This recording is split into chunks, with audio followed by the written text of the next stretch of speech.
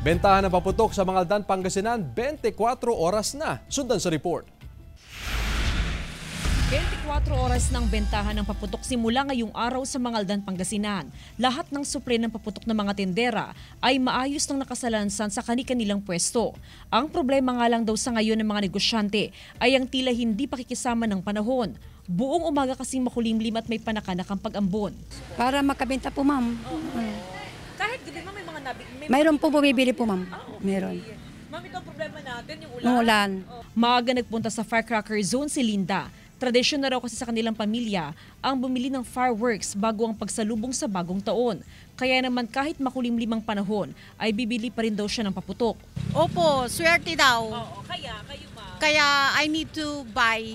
Oo, para happy. Anong bibilihin niyo po, ma'am? Yung 7 shots. Oo. Kumusta ang presyo? Medyo pricey pero it's worth it naman. Simula ngayong araw, inaasahan na ang pagdagsa ng mga bibili ng paputok sa iba't ibang lugar sa Pangasinan.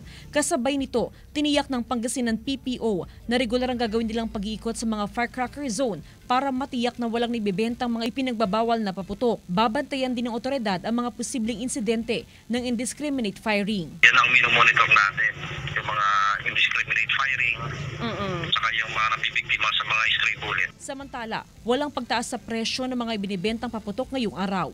Kasama si Daryl Peralta, Jasmine Gabriel Galban, One North Central Luzon.